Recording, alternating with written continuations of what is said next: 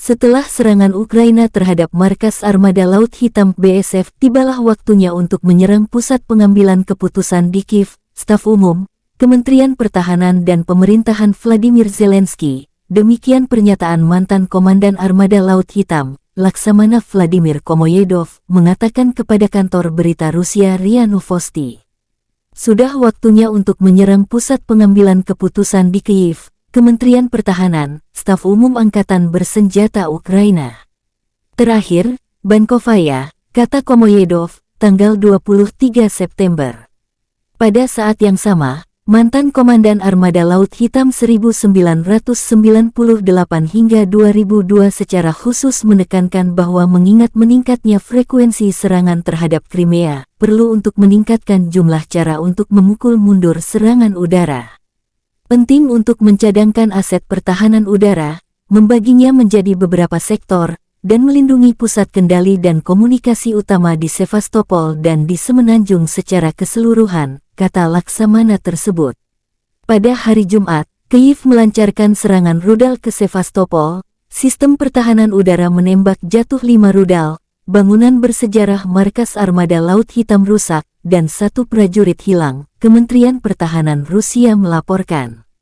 Sementara versi militer Ukraina, setidaknya 9 orang tewas dan 16 lainnya luka-luka akibat serangan Ukraina terhadap markas Armada Laut Hitam Rusia di Sevastopol tanggal 22 September. Demikian dilansir Kepala Intelijen Militer Ukraina Kirilo Budanov dilansir outlet berita Voice of America. Para jenderal Rusia termasuk di antara korban jiwa. Di antara yang terluka adalah komandan kelompok itu, Kolonel Jenderal Alexander Romanchuk, dalam kondisi sangat serius, kata Budanov. Kepala Staf, Letnan Jenderal Oleg Sekov, tidak sadarkan diri. Jumlah prajurit reguler yang terluka yang bukan pegawai markas masih diidentifikasi. Ini adalah personel militer yang sedang bertugas, keamanan, dan sebagainya. Mereka tidak termasuk dalam daftar yang saya umumkan. Alexander Romanchuk adalah komandan pasukan Rusia di wilayah Zaporizhia, dan dipromosikan menjadi kolonel jenderal pada tahun 2023. Letnan Jenderal Oleg Sekov adalah komandan Brigade Senapan Motor Pengawal Terpisah ke-200, bagian dari pesisir pasukan Armada Utara Angkatan Laut Rusia. Budanov tidak membenarkan dugaan kematian Komandan Armada Laut Hitam Federasi Rusia, Laksamana Viktor Sokolov. Informasi terkini mengenai kondisinya belum diketahui. Meskipun terdapat laporan sebelumnya bahwa Ukraina menggunakan rudal jarak jauh Storm Shadow dalam serangan tersebut, Budanov menolak untuk mengonfirmasi bahwa rudal buatan Inggris digunakan dalam serangan terhadap markas besar Armada Laut Hitam. Kementerian Pertahanan Rusia mengumumkan bahwa serangan rudal Ukraina terhadap Sevastopol di Crimea merusak gedung markas besar Armada Laut Hitam Rusia. Menurut Kementerian Pertahanan Rusia, seorang prajurit Rusia hilang setelah serangan tersebut. Pertahanan udara Rusia mengklaim menembak jatuh 5 rudal di atas Sevastopol, tambahnya. Dari rekaman video amatir yang ramai beredar, markas besar Armada Laut Hitam terkena lebih dari 1 rudal Ukraina. Beberapa jam kemudian, Direktorat Komunikasi Strategis Militer Ukraina mengonfirmasi serangan rudal tersebut tanpa memberikan rincian lebih lanjut. Komandan Angkatan Udara Ukraina Mykola Oleschuk mempublikasikan video yang menunjukkan dampak serangan rudal tersebut dan berterima kasih kepada pilot Ukraina. Ketua Komite Pertahanan, Wakil Duma Negara dan mantan Komandan Armada Laut Hitam Vladimir Komoyedov, setelah serangan terhadap markas besar Armada Laut Hitam, waktunya telah tiba untuk menyerang gedung staf umum dan Kementerian Pertahanan Ukraina di Kiev dan pemerintahan Zelensky. Awak senjata Brigade Artileri ke-30 Rusia menghancurkan senjata self-propelled Akatsia Angkatan Bersenjata Ukraina di dekat Novokrainka. Baru-baru ini, ABR ke-30 menghancurkan lebih dari 1 unit peralatan Angkatan Bersenjata Ukraina dan lebih dari selusin tenaga dari Brigade Infanteri ke-35 selama pertahanan Novomayorsky. Sekarang, seperti yang Anda lihat, senjata brigade tidak memberikan istirahat kepada musuh bahkan di luar Prechistovka, demikian keterangan video relawan Timur Jauh Rusia.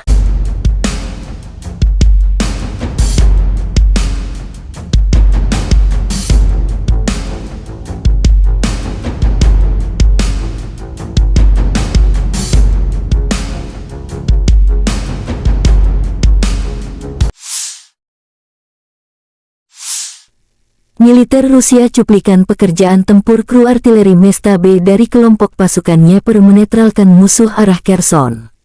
Selama pertarungan kontra baterai, pasukan artileri menghancurkan senjata dan peralatan militer angkatan bersenjata Ukraina.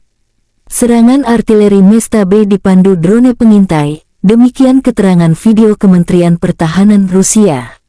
2A65 Mesta B memiliki jangkauan maksimum 24,7 km dengan amunisi standar dan 28,5 km dengan selongsong peluru dasar. 2A65 adalah senjata berat yang biasanya ditarik oleh truk berukuran 6x65 ton. Dalam dinas Soviet, Ural 4320 digunakan. Saat ini truk KAMAZ 65308 x 8 juga digunakan.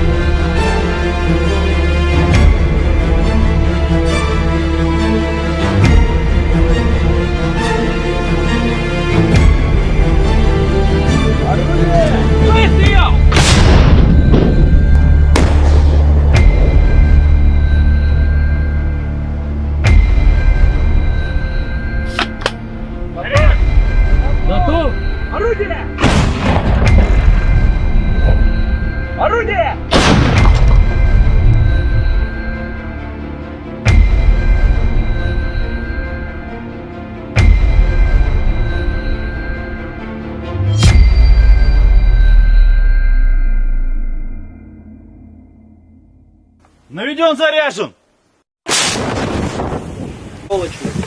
Заряд полный. Зарядись.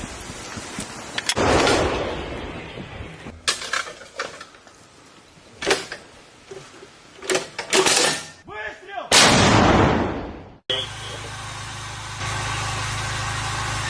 Дон на связи. Где же он и будет передавать? Наблюдаю группу техники в районе цели 204. Могу скорректировать. Навесьте плановую цель 204. По готовности доложить.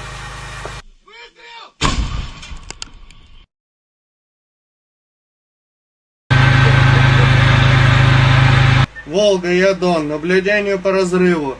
Север 50, восток 45. Орудие! Выстрел! Орудие! Выстрел!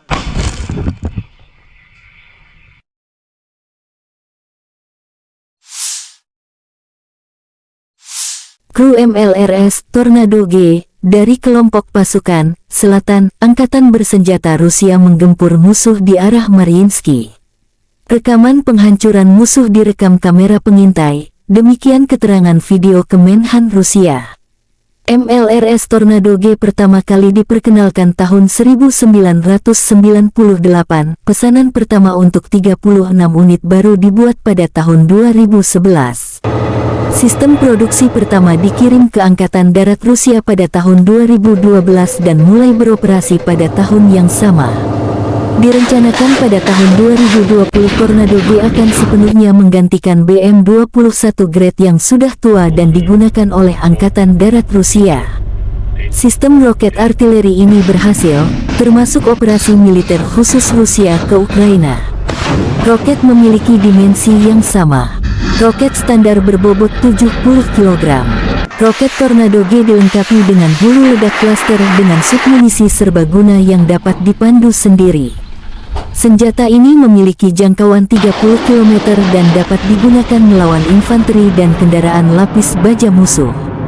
Submunisi ini menembus lapis baja-baja canai setebal 60 hingga 100 mm. Juga ada roket yang baru dikembangkan dengan hulu ledak HFRAG. Ini memiliki jangkauan hingga 40 km. Tornado G juga kompatibel dengan semua roket grade sebelumnya. Beberapa sumber menyatakan bahwa roket baru Tornado G memiliki jangkauan maksimum 90-100 km. Kendaraan dilengkapi dengan sistem pengendalian kebakaran modern. Peluncur diarahkan tanpa kru meninggalkan kendaraan. Kru dikurangi dari 3 menjadi 2 tentara. Sistem roket artileri ini memiliki waktu penempatan yang singkat. Tornado G dapat meluncurkan salvo penuh dan meninggalkan posisi menembak sebelum roketnya menyentuh tanah. Ketika roket pertama mencapai sasaran, kendaraan peluncur mungkin sudah berada 4-5 km dari posisi tembak aslinya. Ini memberikan kemampuan menembak dan berlari pada kendaraan. Isi ulang roket dibawa dengan truk pengawal. Reload dilakukan secara manual oleh kru dalam waktu 7 menit. Reload biasanya dilakukan dari jarak jauh dari posisi menembak untuk menghindari tembakan balik baterai.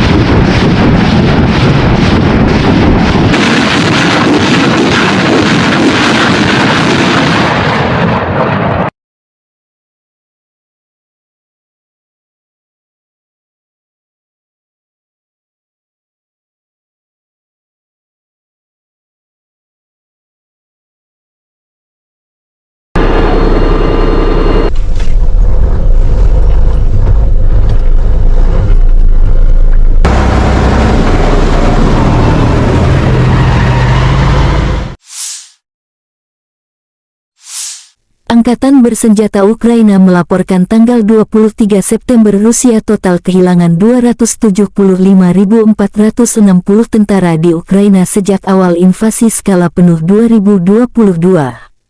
Jumlah ini termasuk 510 korban yang diderita pasukan Rusia dalam 24 jam terakhir. Rusia kehilangan 11 tank dan lapis baja, 21 kendaraan infanteri, 33 unit artileri dan 6 drone dalam sehari terakhir.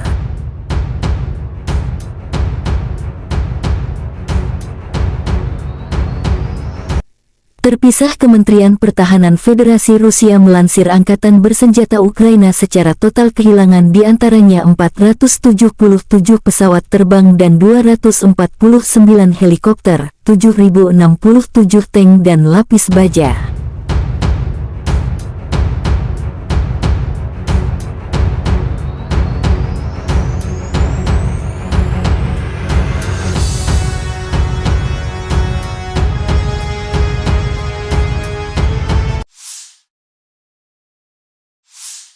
Di wilayah Marinka, Angkatan Bersenjata Ukraina menggagalkan 12 serangan Rusia. Di arah Zaporizhzhia, serangan musuh di distrik Robotini dan Verbovoy di wilayah Zaporizhzhia berakhir bagi penjajah dengan kerugian yang signifikan baik dari segi tenaga maupun peralatan. Pembela kami terus mempertahankan pertahanan di perbatasan yang diduduki, demikian pernyataan resmi Direktorat Komunikasi Strategis Angkatan Bersenjata Ukraina. Di arah Melitopol, pasukan Kyiv melanjutkan operasi ofensif. Selama sehari terakhir, penerbangan Angkatan Bersenjata Ukraina menyerang markas besar Komando Armada Laut Hitam Rusia di Sevastopol.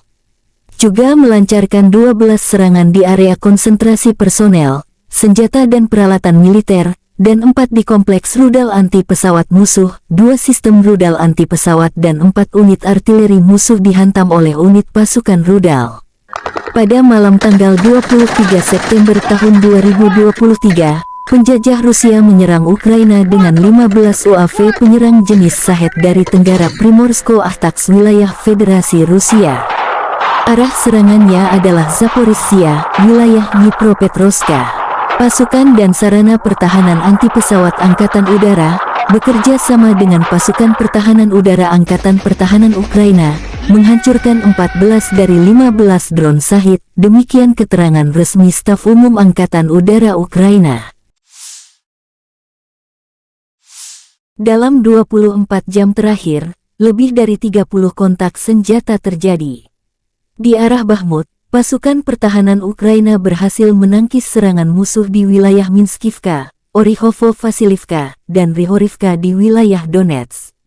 Musuh mencoba memulihkan posisi yang hilang di wilayah Andriivka di wilayah Donetsk, tetapi gagal. Tentara Ukraina juga berhasil menangkis serangan musuh di wilayah Avdiivka dan Severny di wilayah Donetsk.